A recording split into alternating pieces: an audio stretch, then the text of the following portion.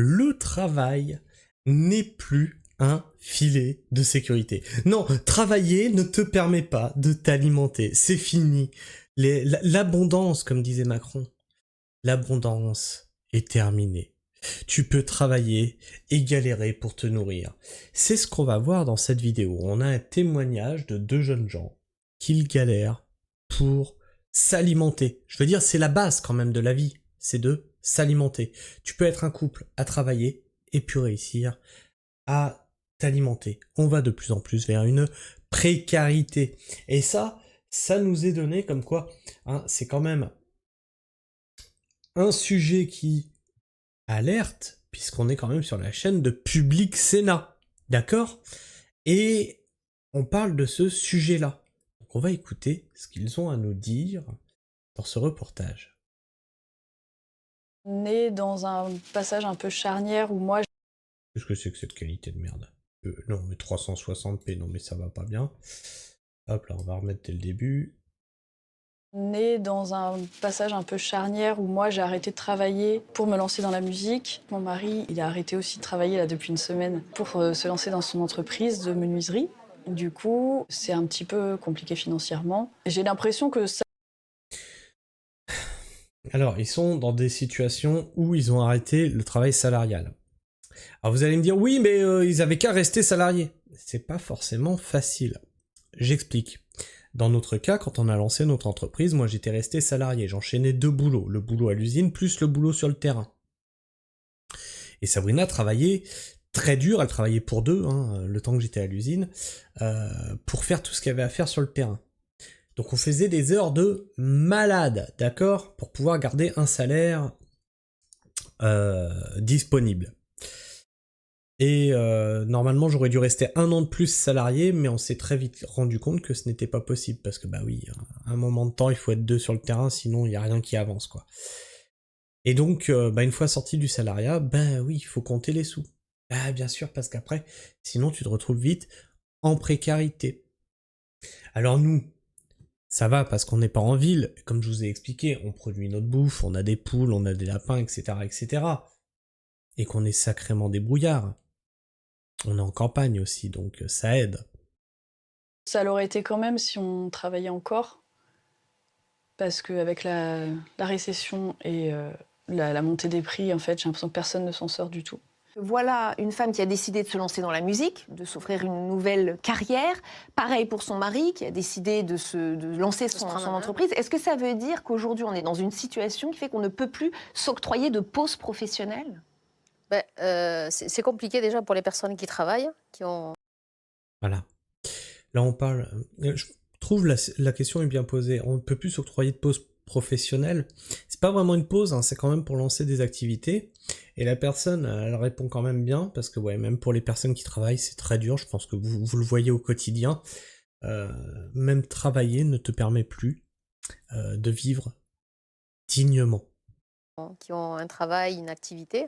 Et c'est vrai que pour ceux qui ont envie de se lancer, d'aller vers un chemin qui peut les amener vers une vie meilleure, c'est encore plus difficile. Mais vous comprenez que peut-être des gens se sont dit en regardant ce film et en écoutant cette femme, oui bon bah évidemment elle fait appel à l'aide alimentaire, mais c'est aussi parce qu'elle a arrêté de travailler qu'elle aille travailler. Voilà ce que un peu vulgairement certains ont pu se dire. Vous l'entendez ça? Je l'entends et en même temps constatons que le travail et la rémunération par le travail a de plus en plus de mal à émanciper les personnes, à faire des économies, à pouvoir placer de l'argent. Donc quand vous regardez le niveau de seuil de pauvreté qui doit être à 1 200 € et le niveau d'un SMIC déchargé qui est à 1 400, vous voyez, cette fragilité, elle est absolue. Quand je parle de travail sur le fond, il y a aussi un sujet là-dessus, sur le coût du travail, l'évolution du travail, et de voir dans cette société une misère qui est devenue un cancer multifacette, mais un cancer de nos sociétés. Donc il y a un vrai travail sur le fond à faire avec les élus, avec le monde de l'entreprise, avec les associations, pour pouvoir trouver des solutions sur le durable. Moi, je comprends quelqu'un qui se dit je prends ma vie en main et je vais faire autre chose que de me laisser imposer. Voilà, quand on vous dit que lancer une entreprise, c'est prendre un risque, eh bien, on est clairement là-dedans. On est clairement là-dedans. C'est-à-dire qu'aujourd'hui, les revenus des salariés ne te permettent même plus de, comme il dit, t'émanciper finalement, de pouvoir mettre un petit peu d'argent à gauche et pouvoir changer de trajectoire de vie. Non, tout ça encore une fois va être réservé à des personnes qui ont les moyens, à des bobos, à des bourgeois qui vont, eux, avoir la belle vie pendant que toi tu vas trimer à l'usine. Une trajectoire, mais en même temps, ça ne permet pas d'avoir mis de côté de l'argent pour pouvoir faire ce projet. Donc ça amène des gens très vite en fragilité. Là, en fait, ce que nous révèle aussi cette scène, c'est que l'aide alimentaire est devenue le moyen de s'alimenter de millions de personnes. C'est sorti de sa vocation. Ça aussi, c'est pas normal. L'aide alimentaire, ça doit être comme le RSA ponctuel. Sauf qu'on est arrivé à un tel niveau du système que pour manger, j'ai besoin de l'aide alimentaire. Pour vivre, j'ai besoin du RSA, etc., etc. C'est pas des situations enviables, c'est pas des situations où les gens ont envie de s'enliser. Malheureusement, le système les y pousse. C'est affligeant. On est dans un système qui broie les gens, qui broie les humains. Une première qui était simplement de répondre à une urgence, un accident de la vie. Et du coup, se dire que quand on est un jeune couple avec 2 enfants et qu'on a besoin parfois de changer de voie professionnelle pour tout un tas de raisons qui appartiennent à l'individu, et que ça ne devient pas possible, c'est une interrogation de fond sur comment ça se fait en fait que dans ce moment-là, on n'est pas construit, on ne propose pas un modèle de société qui rende possible le fait de changer de travail, parce que la formation est également un travail. Et du coup, là aussi, ça pose les questions de ces transitions et de comment on considère dans le parcours d'une vie l'évolution des personnes. On constate qu'il y a de plus en plus de travailleurs pauvres. Initialement, il n'y a pas si longtemps, la précarité alimentaire et la précarité tout court pouvaient être liées à l'inactivité professionnelle. Maintenant, il y a une décorrélation entre l'activité professionnelle ou l'inactivité professionnelle et la précarité, puisque les travailleurs pauvres travaillent quotidiennement. Beaucoup de travailleurs pauvres ne peuvent pas s'alimenter correctement, faire vivre leur famille correctement. Donc ça veut dire que la précarité investit totalement la société et que ce filet de sécurité qui constitue le travail n'est plus un filet de sécurité. Voilà, travailler ne vous fournit même plus la sécurité de pouvoir vivre dignement. On va aller voir ce qui se passe dans les commentaires. Il n'y a que 5 commentaires, comme ça va être vite réglé. Je suis également en reconversion car je travaillais dans un domicile où il y a, dans un domaine, où il y a très peu d'offres. Je n'ai pas besoin de l'aide alimentaire, mais j'ai malgré tout des allocations qui me permettent de payer mon loyer et manger principalement. Je considère que je ne suis pas à plaindre car n'ayant pas de voiture, n'étant pas propriétaire, n'ayant ni d'enfant ni animal de compagnie, je m'en sors.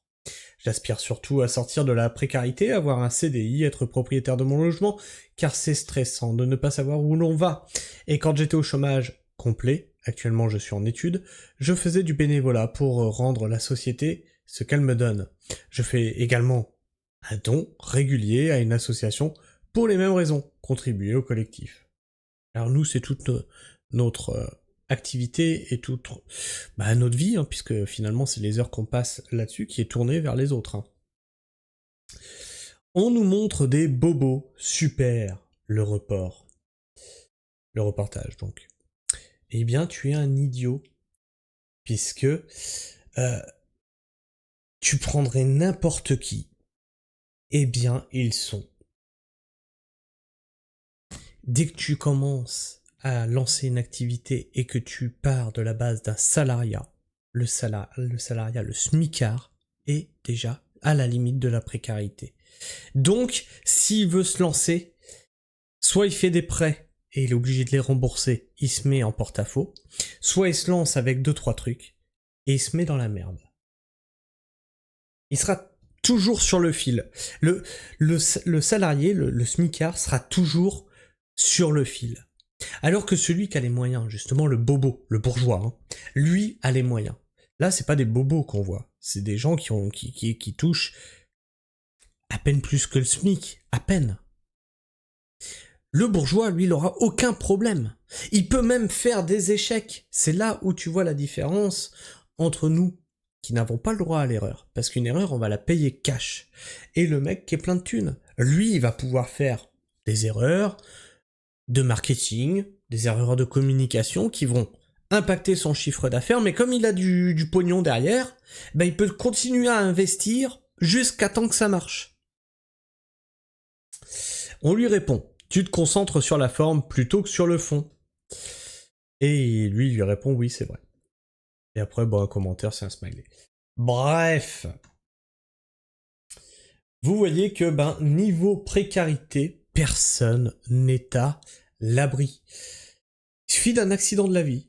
Il suffit d'être smicard et d'avoir des nouvelles taxes, des nouveaux impôts, de l'électricité qui augmente.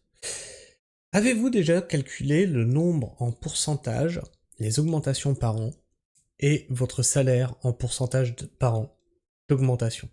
Ça ne suit pas. Donc à un moment, on va tous se retrouver dans la merde. Tous. Enfin bref. Je sais pas ce que tu penses de tout ça, n'hésite pas à me partager ton avis, ton opinion dans l'espace commentaire. Et puis, tu peux t'abonner si tu es encore là en fin de vidéo. Et partager autour de toi. Hein. Et bien sûr, tu peux aussi liker cette vidéo. La liker lui permet d'être plus présente dans les algorithmes de YouTube. Mais surtout, ça encourage un petit créateur à continuer le travail d'information qu'il fait sur cette chaîne. Sur ce, moi je vous fais la bise, prenez soin du sol, et restez pragmatiques. Ciao.